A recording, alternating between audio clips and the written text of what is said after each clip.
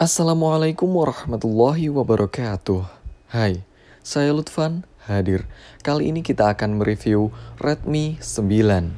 Ya, Redmi 9 ini baru saja dirilis bulan Juli 2020 kemarin. Bentuknya seperti ini, posisi kameranya mirip dengan Redmi Note 8 Pro. Hanya saja di sini ada tambahan berbentuk lingkaran di luar kameranya seperti ini. Jika kita bandingkan dengan seri-seri Redmi atau Redmi Note sebelumnya, bentuknya sudah jauh berbeda. Bisa dilihat di sisi kiri adalah versi Redmi yang sudah lama dan di sisi kanan adalah Redmi 9 yang baru dirilis bulan kemarin. Seperti ini tampilannya. Sudah cukup berbeda. Tampilan di layarnya pun sudah ada poni yang berbentuk dot drop display. Secara desain Redmi 9 ini terlihat keren, walaupun bodi belakangnya terbuat dari plastik mengingat harganya yang cukup terjangkau yaitu 1,7 jutaan untuk RAM 3 internal 32 dan 1,9 jutaan untuk RAM 4 dan internal 64.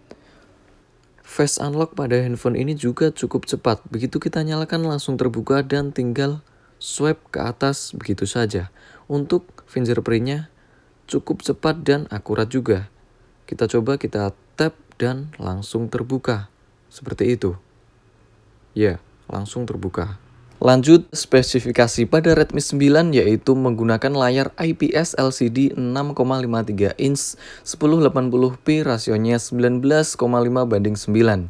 Perlindungannya Corning Gorilla Glass 3, chipset yang digunakan yaitu MediaTek Helio G80. Untuk yang kita review kali ini, RAM-nya sebesar 4GB dan internal 64GB.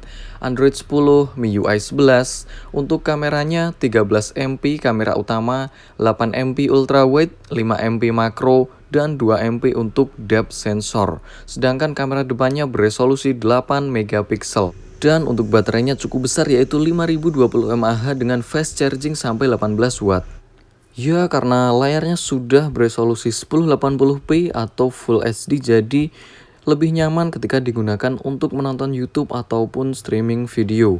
Dibandingkan Redmi 8 yang sebelumnya, yang resolusi layarnya masih 720p. Ini jauh lebih nyaman dengan layarnya yang ukurannya juga termasuk besar. Mau dibuat full screen juga bisa. Dan di sini kita juga sudah mendapatkan anti gores bawaan dari paket penjualannya. Jadi layarnya bisa lebih terlindungi karena ini masih memakai Corning Gorilla Glass 3. Handphone ini juga masih cukup nyaman untuk digunakan dengan satu tangan mengingat ukurannya yang tidak kecil yaitu besar. Untuk layarnya di bawah terik sinar matahari masih cukup jelas. Tingkat kecerahannya atau brightness-nya yaitu 400 nits. Untuk slot SIM-nya sudah dedicated, jadi kalian bisa memasukkan 2 SIM card sekaligus 1 micro SD card.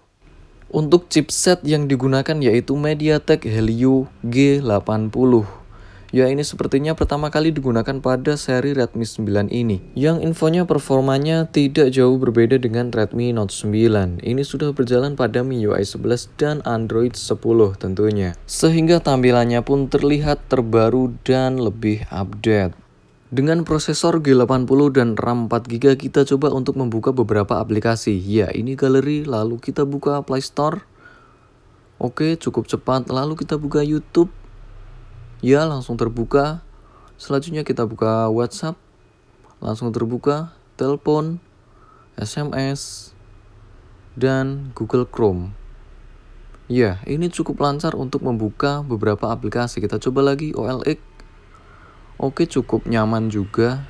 Jadi sepertinya ini cukup lancar untuk membuka berbagai aplikasi. Untuk susunan kameranya yang paling atas adalah kamera ultrawide 118 derajat 8 megapiksel.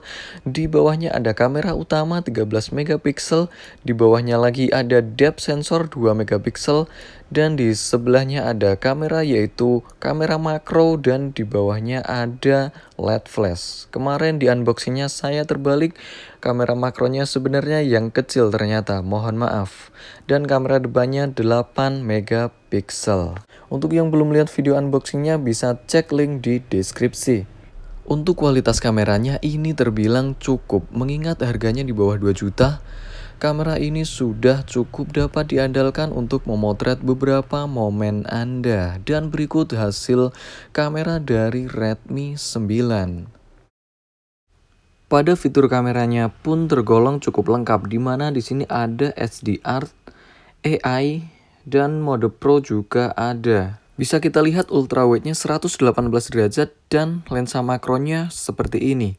Tapi sayang sekali di sini kita tidak menemukan fitur watermark atau tulisan yang biasanya ada di pojok untuk menginformasikan kamera yang dipakai.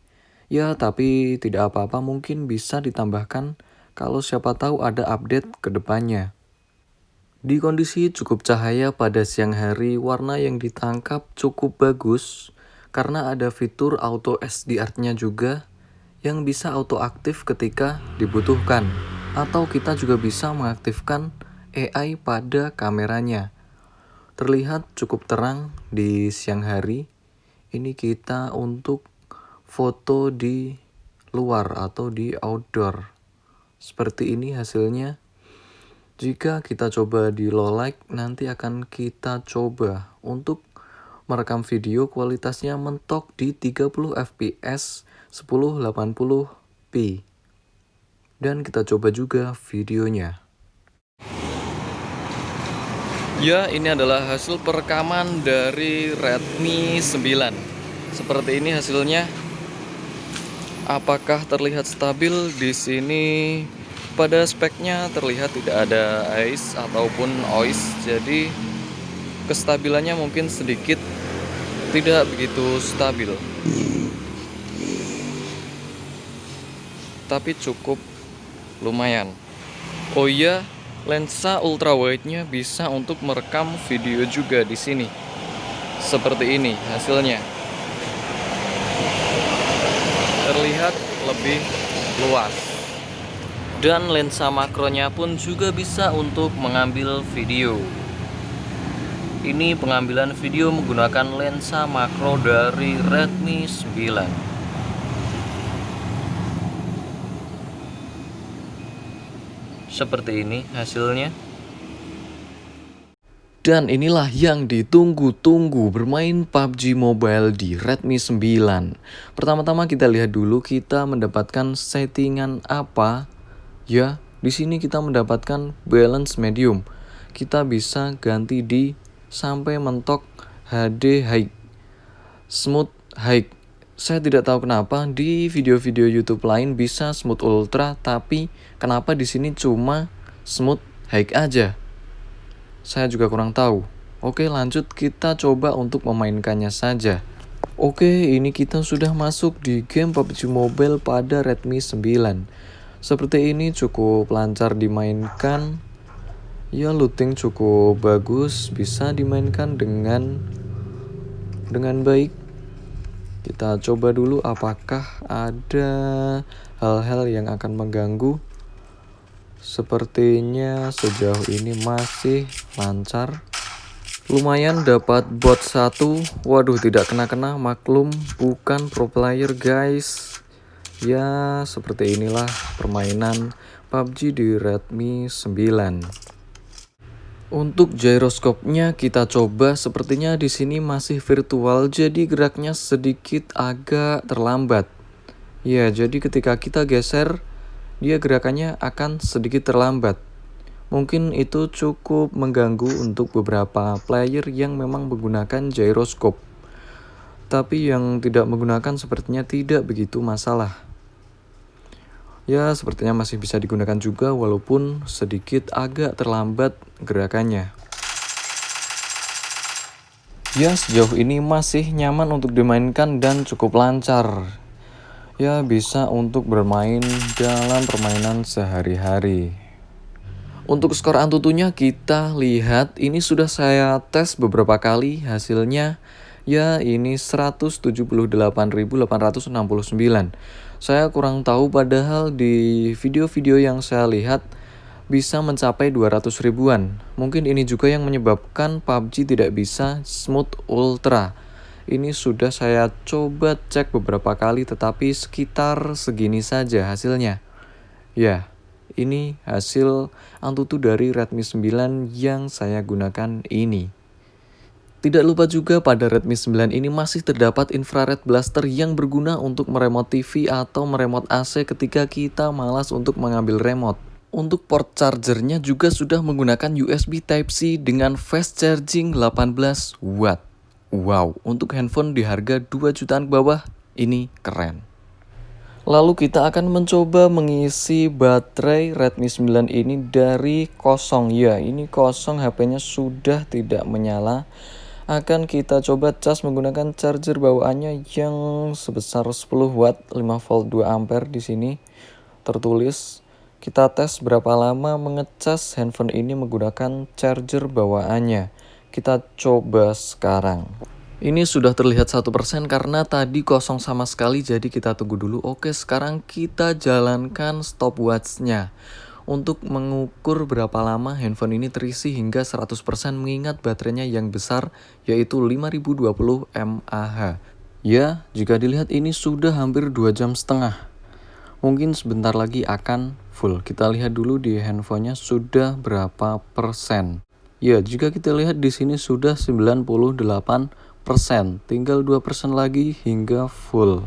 Dan ya, baterainya sudah terisi sampai penuh. Di sini membutuhkan waktu 2 jam 35 menit 58 detik untuk sampai full 100%. Bisa kita lihat di sini 100% dan membutuhkan waktu segini.